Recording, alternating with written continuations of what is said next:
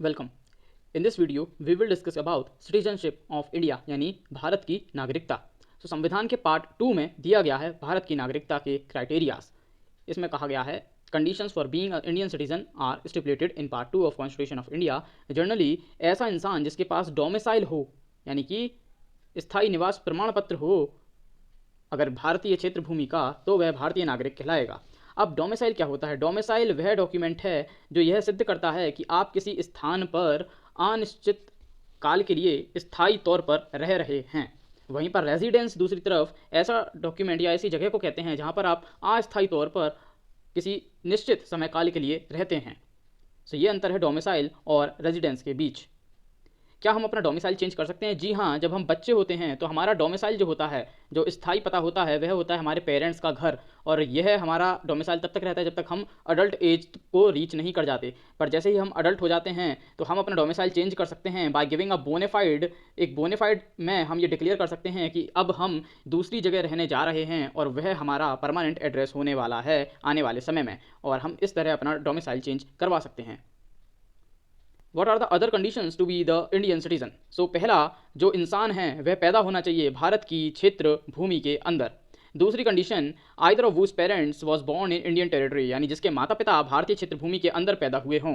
तीसरी कंडीशन है वो has been ordinarily resident in territory of India for not less than 5 years immediately preceding such commencement, यानी कि वह व्यक्ति जो कि लगातार 5 सालों से या फिर इससे ज़्यादा समय से भारत में सामान्य रहवासी की तरह रह रहा है, वह व्यक्ति भारतीय नागरिकता का पात्र है।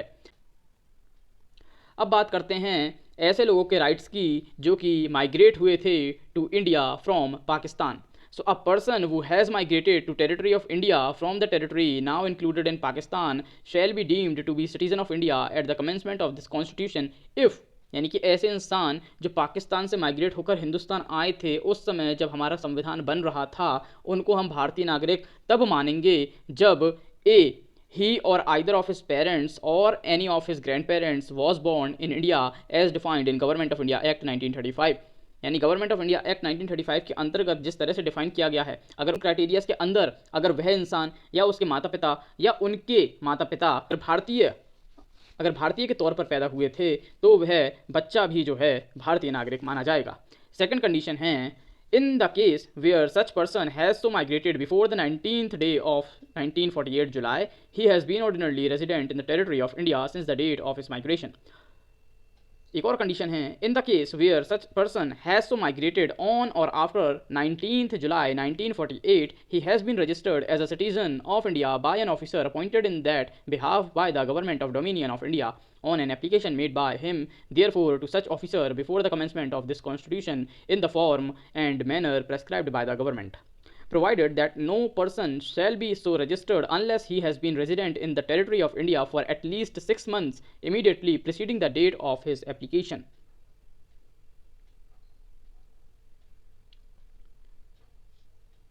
A person who has, after the first day of March 1947, migrated from territory of India to the territory now included in Pakistan shall not be deemed to be Indian citizen। यानी कि 1 मार्च 1947 के बाद अगर कोई इंसान ऐसे किसी भूमि क्षेत्र में एंटर हुआ है जो कि आज की तारीख में या 1 मार्च 1947 के बाद पाकिस्तान में चली गई थी, ऐसे व्यक्ति को हम भारतीय नागरिकता नहीं दे सकते। सेकंड है, provided that nothing in this article shall apply to a person who after having so migrated to the territory now included in Pakistan has returned to the territory of India under a permit for resettlement or permanent return issued by or under the authority of any law, and every such person shall for the purposes of clause B of article 6 be deemed to have migrated to the territory of India after the 19th day of July 1948। यानी कि अगर 19 जुलाई 1948 के पहले ऐसा इंसान जो पाकिस्तान के अधीन आई भूमि में चला गया था, पर वह 19 जुलाई 1948 के पहले आ जाता है वापस भारतीय भूमि में विद अ परमिट जो कि इशू किया हो कानून ने, किसी ऑफिसर ने, तो ऐसे व्यक्ति को हम भारतीय नागरिकता प्रदान कर सकते हैं। Rights of citizenship of certain persons of Indian origin residing outside India, यानी भारतीय मूल के कुछ लोग जो कि भारत से बाहर रहते हैं, उनकी नागरिकता के बारे में क्या कहता है संविधान। Any person who or either of whose parents or any of whose grandparents was born in India as defined in the Government of India Act 1935 and who is ordinarily residing in any country outside India as so defined shall be deemed to be citizen of India if, यानी कि ऐसा कोई इंसान जो कि खुद या फिर उसके पेरेंट्स या उसके कोई दादा उसके कोई ग्रैंड पेरेंट्स अगर भारतीय थे 1935 के गवर्नमेंट ऑफ इंडिया एक्ट के अनुसार, और जो व्यक्ति अभी वर्तमान में भारत के बाहर किसी देश में स्थायी रहवासी की तरह रह रहा है, वो भारतीय नागरिक तभी माना जाएगा जब he has been registered as a citizen of India by the diplomatic or consular representative of India in the country where he is for the time being residing on an application made by him therefore to such diplomatic or consular representative therefore whether before or after the commencement of this constitution in the form of and manner prescribed by the government of Dominion of India or government of India। यानी कि ऐसा व्यक्ति भारतीय तभी माना जाएगा, यानी कि ऐसा व्यक्ति जो खुद या फिर उसके पेरेंट्स या फिर उनके ग्रैंड पेरेंट्स जो हैं, यानी ऐसा व्यक्ति जो या तो खुद या उसके पेरेंट्स या फिर उसके ग्रैंड पेरेंट्स अगर गवर्नमेंट ऑफ इंडिया एक्ट 1935 के अनुसार भारतीय थे, तो ऐसे और वह इंसान वर्तमान में भारत से बाहर किसी अन्य देश में स्थायी रहवासी की तरह रह रहा है, उसे भारतीय नागरिक तभी माना जाएगा जब वह वहाँ उस देश में मौजूद जो कॉन्सुलर रिप्रेजेंटेटिव है इंडिया का, जो दूतावास है, वहाँ पर जाकर रजिस्टर्ड कराएगा अपने आप को as an Indian citizen. Persons voluntarily acquiring citizenship of a foreign state not to be citizens, यानी कि कोई भी ऐसा इंसान जो स्वेच्छा से किसी और देश की नागरिकता को स्वीकार करता है, उसकी भारतीय नागरिकता स्वतः ही समाप्त हो जाएगी। Continuance of the rights of citizenship, every person who is or is deemed to be a citizen of India under any of the foregoing provisions of this part shall subject to the provisions of any law that may be made by parliament continue to be such citizen, यानी parliament तय कर सकती है नागरिकता के लिए प्रावधान किसी की नागरिकता के बारे में। Parliament to regulate the right of citizenship by law, nothing in the foregoing provisions of this part shall derogate from the power of Parliament to make any provisions with respect to the acquisition and termination of citizenship and all other matters relating to the citizenship. Continuance of rights of citizenship, यानी कि किसी की नागरिकता जारी रहेगी या उसे terminate कर दिया जाएगा, या नागरिकता के लिए क्या प्रावधान रहेंगे, ये सभी बातें तय करने का हक जो है ये भारत की पार्लियामेंट के पास है। Parliament to regulate the right of citizenship by law, nothing in the foregoing provisions of this part shall derogate from the power of Parliament to make any provisions with respect to the acquisition and termination of citizenship and all other matters। अब जो भारत की नागरिकता है इसको जो detail में list किया गया है वो किया गया है सिटीजनशिप एक्ट 1955 में। सो इसमें जो मुख्य टर्म्स हैं जो हमें पता होनी चाहिए उनको हम सबसे पहले जानते हैं। सबसे पहले है इलीगल माइग्रेंट, यानी अवैध प्रवासी, यानी कि ऐसा विदेशी व्यक्ति जो कि भारतीय सीमा में बिना वैलिड डॉक्यूमेंट्स के रह रहा हो तय समय सीमा के बाद भी, ऐसे व्यक्ति को अवैध प्रवासी इलीगल माइग्रेंट कहा जाएगा। दूसरी जो टर्म है वो है Indian consulate, any consular office of government of India where register of birth is kept, यानी किसी भी विदेश में एक भारतीय दूतावास होता है जहाँ पर भारतीय नागरिकों का जब भी जन्म होता है बच्चों का तो उनका रजिस्ट्रेशन किया जाता है। थर्ड है ओवरसीज सिटीजन ऑफ इंडिया, यानी कि एक ऐसा व्यक्ति जो कि सिटीजनशिप एक्ट 1955 के सेक्शन 7 के अंतर्गत रजिस्टर्ड हुआ हो एज भारतीय नागरिक, उसे कहा जाएगा ओवरसीज सिटीजन ऑफ इंडिया। सो ये कुछ हमने इंपॉर्टेंट टर्म्स देखी। अब आइए जानते हैं हम सिटीजनशिप के बारे में डिटेल में according to citizenship act of 1955।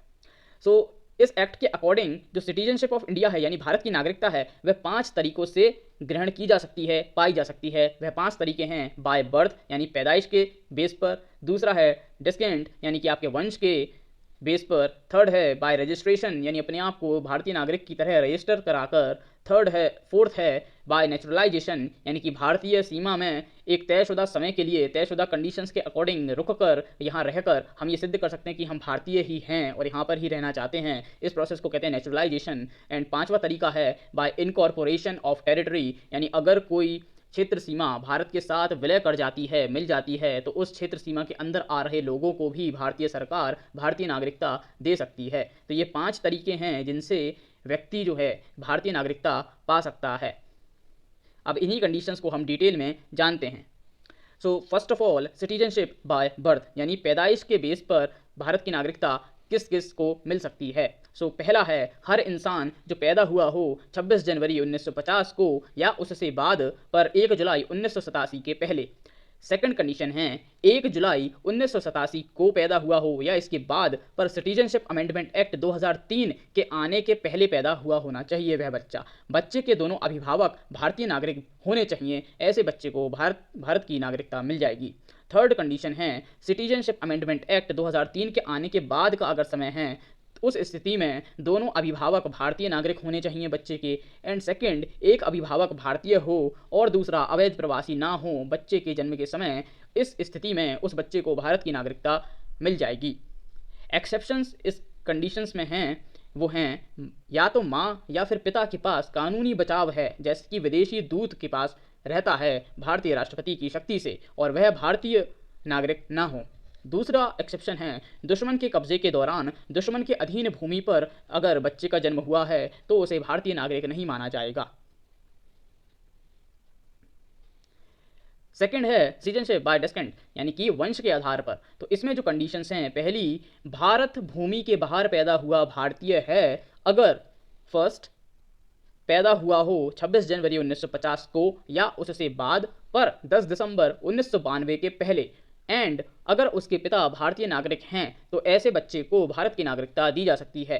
Second जो है कंडीशन, 10 दिसंबर 1992 को या उसके बाद अगर बच्चा पैदा हुआ है तब दोनों अभिभावक भारतीय नागरिक हों बच्चे के जन्म के समय, तब उसे भारत की नागरिकता दी जाएगी। थर्ड कंडीशन है अगर बच्चे का पिता या दोनों अभिभावक वंश के आधार पर भारतीय नागरिकता प्राप्त किए हुए हैं तो ऐसे पिता के बच्चे का जन्म इंडियन कॉन्सुलेट में रजिस्टर कराना अनिवार्य होगा 1 साल के अंदर, वरना वह भारतीय नागरिक नहीं हो सकेगा। इसके बाद अगर उसे भारतीय नागरिक बनना है तो इसका फैसला भारत की सरकार ही कर सकती है। चौथी कंडीशन है अगर बच्चे के पिता जन्म के समय भारत सरकार की सर्विस में हों तो उस बच्चे को भारत की नागरिकता दी जा सकती है। अगली कंडीशन है किसी भी जन्म को रजिस्टर ना किया जाए जब तक उसके अभिभावक यह डिक्लेयर ना कर दें कि इस बच्चे के नाम किसी और देश का पासपोर्ट नहीं बना है। जो सब कंडीशंस हैं इसके अंदर वो हैं, पहली, कोई भी नाबालिग अगर वयस्क होने के 6 महीनों के अंदर किसी और देश की नागरिकता रखता है तो उसकी भारतीय नागरिकता शून्य हो जाएगी। सेकंड कंडीशन, अगर वह अविभाजित भारत में पैदा हुआ था और भारतीय नागरिक होना चाहता था, ऐसे व्यक्ति केवल वंश के आधार पर ही भारतीय नागरिक हो सकते हैं।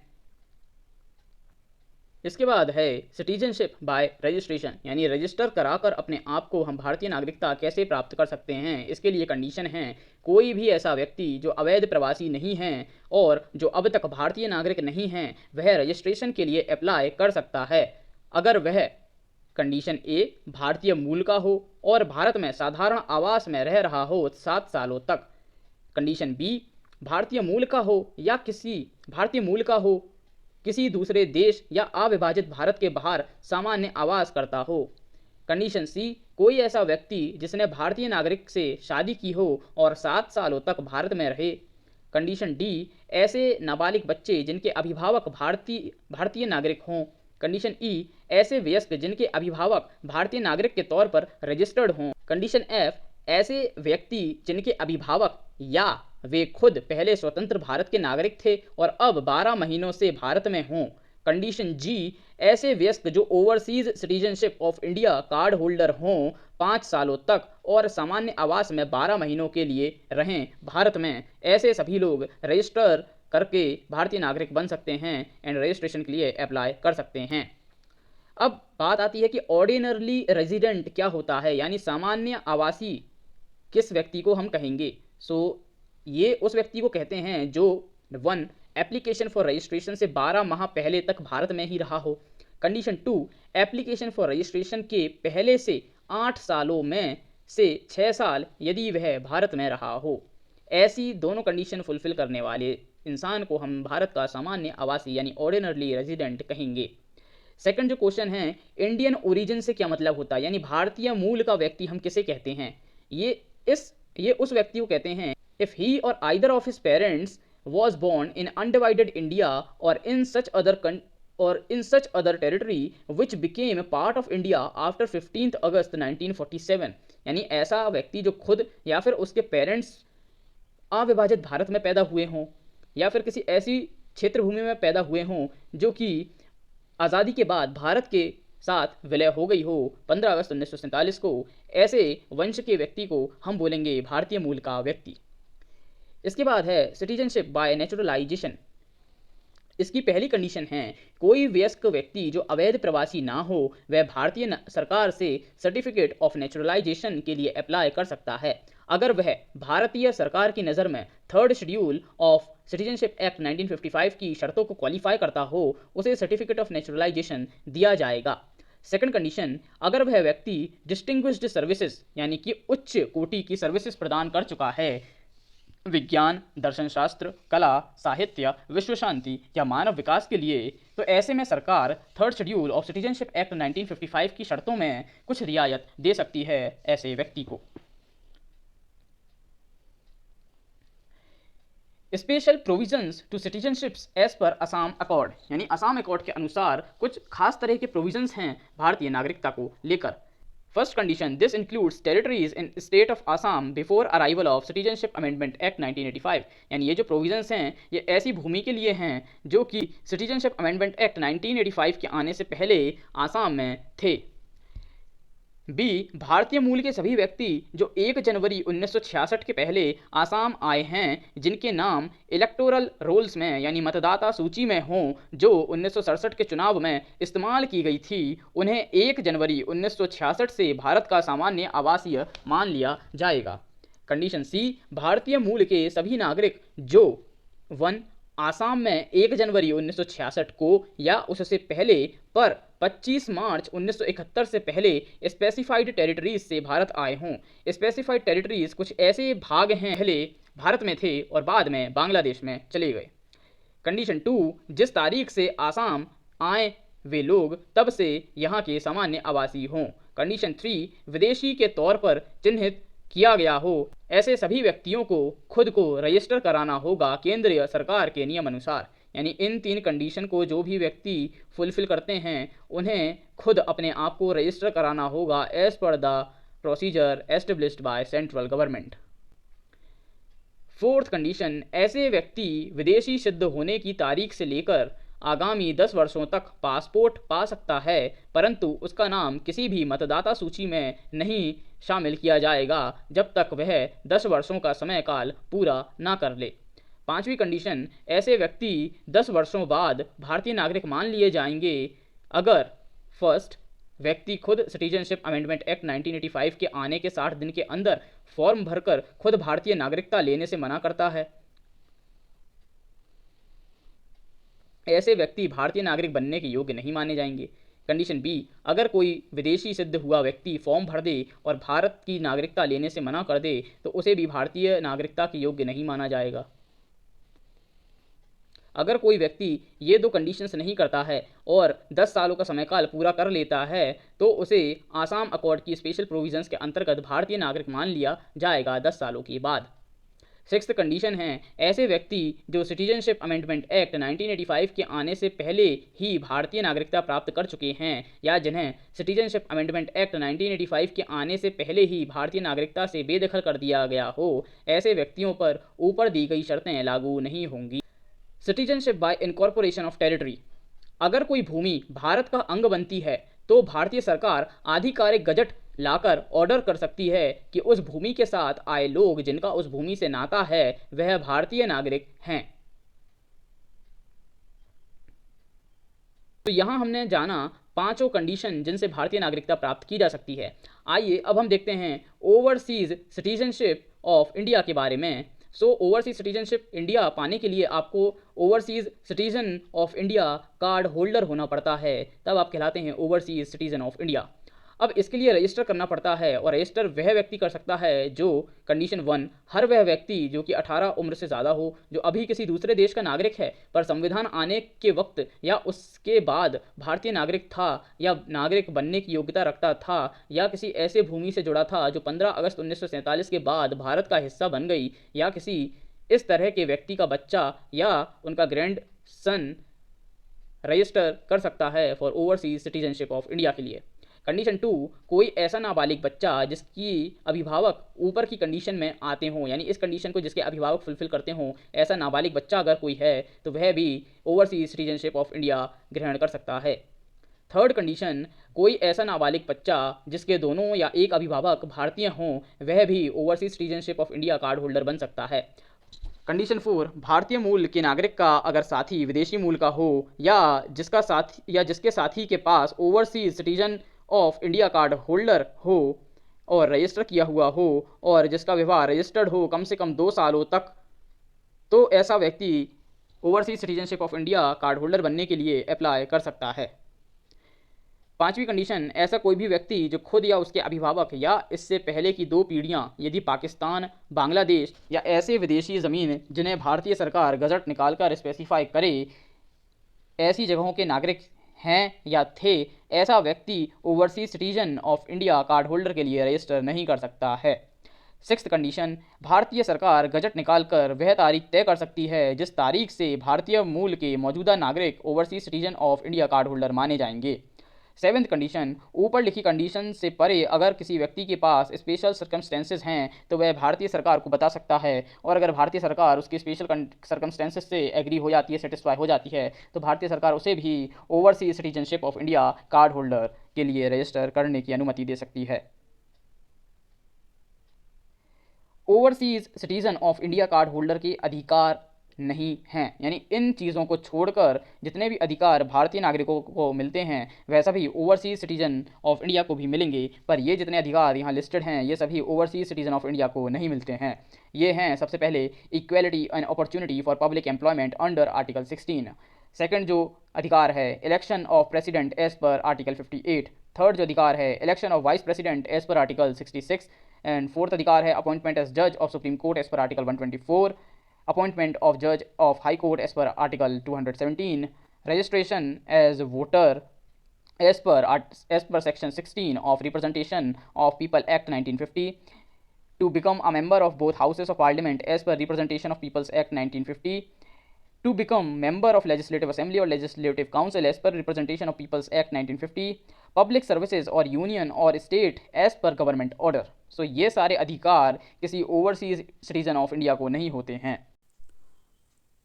अगला है renunciation of overseas citizenship of India card, यानी कि अगर किसी के पास ओवरसीज सिटीजनशिप ऑफ इंडिया का कार्ड है और उसे उसका त्याग करना है, यानी ओवरसीज सिटीजनशिप छोड़नी है भारत की, तो 2 कंडीशन बताई गई हैं। पहली कंडीशन है यदि overseas citizen of India card holder वयस्क हो और सभी तरीके से योग्य हो और वह विधि के अनुसार डिक्लेरेशन कर दे अपने ओवरसीज सिटीजनशिप कार्ड को छोड़ने का, त्याग करने का, और ऐसा डिक्लेरेशन सेंट्रल गवर्नमेंट ने रजिस्टर किया हो, ऐसी कंडीशन में वह व्यक्ति अपनी ओवरसीज सिटीजनशिप ऑफ इंडिया खो देगा। सेकंड कंडीशन है अगर कोई व्यक्ति जिसने ओवरसीज सिटीजनशिप ले रखी है और बाद में वह ओवरसीज सिटीजन बनने की शर्तों पर खरा नहीं पाया जाता है तो वह व्यक्ति उसका विदेशी मूल का साथी और साथ ही उसके सभी नाबालिग बच्चे अपनी ओवरसीज सिटीजनशिप खो देंगे। इसके बाद है cancellation of registration as overseas citizen of India card holder, यानी कि अगर किसी व्यक्ति ने रजिस्टर किया है, यानी रजिस्ट्रेशन कराया है खुद का ओवरसीज सिटीजनशिप पाने के लिए, तो उस रजिस्ट्रेशन का कैंसिलेशन किन कंडीशंस में हो सकता है। फर्स्ट कंडीशन, अगर फर्जी आधारों पर या सत्यता को छुपाकर उसने रजिस्ट्रेशन किया हो। कंडीशन बी, अगर ओवरसीज सिटीजन ने भारतीय संविधान के प्रति अलगाव दिखाया हो। कंडीशन 3, अगर युद्ध की स्थिति में दुश्मन देशों की मदद की हो। कंडीशन 4, अगर ओवरसीज सिटीजन बनने के 5 सालों के अंदर उसे 2 या इससे अधिक सालों की जेल हुई हो। कंडीशन 5, अगर भारत की संप्रभुता अखंडता को बनाए रखने, मित्र देशों से संबंध बनाए रखने के लिए या जन सामान्य के लिए ऐसा करना ज़रूरी हो। कंडीशन 6, अगर किसी ओवरसीज इंडियन के साथी ने ओवरसीज सिटीजनशिप पाने के बाद उनकी शादी किसी कोर्ट से निरस्त करा दी हो या फिर शादी के दौरान ही उस साथी ने किसी और से शादी कर ली हो, तो ऐसी स्थिति में उस व्यक्ति की ओवरसीज सिटीजनशिप ऑफ इंडिया शून्य हो जाएगी, समाप्त हो जाएगी, उसका रजिस्ट्रेशन समाप्त माना जाएगा।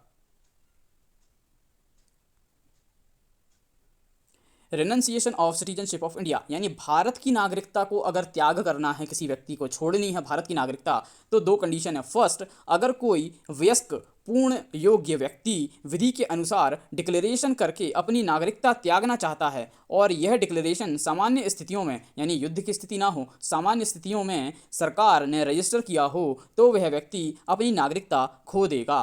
कंडीशन 2, अगर कोई व्यक्ति भारतीय नागरिकता खो देता है तो उसके नाबालिग बच्चे भी अपनी नागरिकता खो देंगे। हालांकि अगर वह बच्चा पूर्ण वयस्क होने पर डिक्लेरेशन दे कि वह भारतीय नागरिकता लेना चाहता है तो वह बच्चा दोबारा भारतीय नागरिक बन सकता है।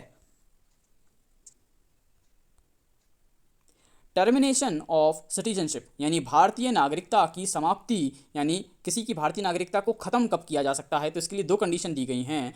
कोई भारतीय नागरिक जिसने किसी मान्यता प्राप्त तरीके से भारतीय नागरिकता पाई हो और 26 जनवरी 1950 से लेकर 1955 सिटीजनशिप बिल आने के मध्य किसी दूसरे देश की नागरिकता स्वेच्छा से ली हो, ऐसे व्यक्ति की भारतीय नागरिकता समाप्त हो जाएगी। कंडीशन 2, अगर कभी संशय हो कि कब और कितने भारतीय लोगों ने विदेशी नागरिकता प्राप्त की है तो यह पता लगाना प्रशासन का कार्य होगा सबूतों के आधार पर। यानी किसी की भारतीय नागरिकता समाप्त तब होगी जब वह व्यक्ति 26 जनवरी 1950 से लेकर 1955 का सिटीजनशिप बिल आने के मध्य अगर किसी और देश की नागरिकता ले लेता है स्वेच्छा से, तो उस कंडीशन में उसकी भारतीय नागरिकता शून्य हो जाएगी। डेप्रीवेशन ऑफ सिटीजनशिप यानी किसी को भारतीय नागरिकता से वंचित कब किया जा सकता है, उसके लिए कंडीशन है। फर्स्ट, अगर किसी भारतीय नागरिक के खिलाफ भारत सरकार ऑर्डर पास करके नागरिकता से वंचित कर दे उसे। कंडीशन 2, भारतीय सरकार किसी भी व्यक्ति को भारतीय नागरिकता से वंचित कर सकती है अगर सिद्ध हो जाए कि ए, रजिस्ट्रेशन या सर्टिफिकेट जो नेचुरलाइजेशन के लिए दिया गया था वह असत्य था, बी, वह व्यक्ति भारतीय संविधान के प्रति अलगाव की भावना रखे, और कंडीशन सी, उस व्यक्ति ने युद्ध काल में दुश्मन देश की मदद की हो। कंडीशन डी, उस व्यक्ति को नागरिकता के लिए रजिस्टर या नेचुरलाइजेशन करने के 5 साल के भीतर 2 या इससे अधिक सालों की जेल हुई हो।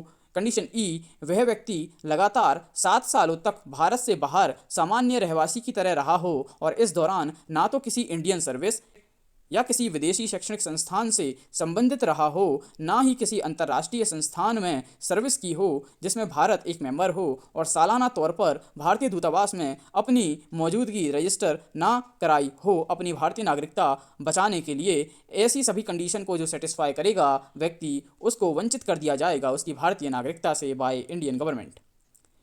कंडीशन एफ भी है डेप्रीवेशन ऑफ सिटीजनशिप में, केंद्रीय सरकार किसी व्यक्ति को भारतीय नागरिकता से वंचित नहीं कर सकती जब तक कि वह सिद्ध ना कर दे कि ऐसा करना जन सामान्य के हित में है।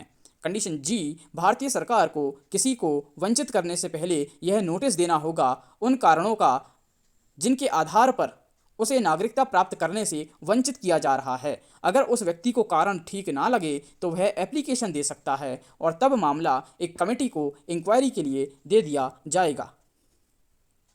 ड्यूटीज़ ऑफ सेंट्रल गवर्नमेंट जो कि सिटीजनशिप एक्ट में और हमारे संविधान में बताई गई हैं वो हैं, केंद्रीय सरकार हर एक भारतीय नागरिक को रजिस्टर कर सकती है और एक राष्ट्रीय पहचान पत्र भी दे सकती है, जैसा कि हमने हाल के दिनों में UIDAI के द्वारा आधार कार्ड जो प्रदान किया गया है सभी भारतीयों को, वो कुछ इसी प्रोविज़न पर बेस्ड दिखाई पड़ता है। सेकंड जो ड्यूटी है भारतीय सरकार की, केंद्रीय सरकार एक national register of Indian citizens बना सकती है और इसके लिए एक नेशनल रजिस्ट्रेशन अथॉरिटी बना सकती है। हाल ही के दिनों में हमने NRC के बारे में सुना है, यानी national register of citizens of India. तो ये जो रजिस्टर है सिटीजन्स का, ये कुछ इसी प्रोविज़न के अकॉर्डिंग हमें दिखाई पड़ता है।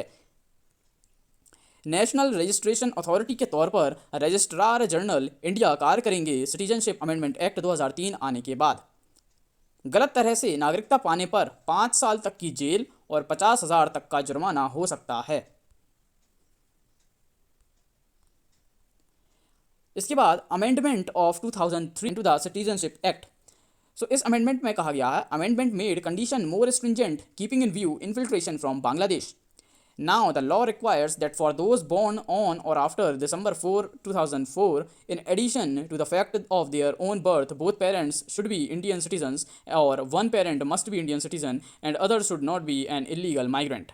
With these restrictive amendments, India has almost moved towards the narrow principle of jus sanguinis, यानी कि ब्लड रिलेशन यानी खून के संबंध के आधार पर नागरिकता देने का प्रावधान भारतीय सरकार ने चुना है अमेंडमेंट ऑफ 2003 आने के बाद से।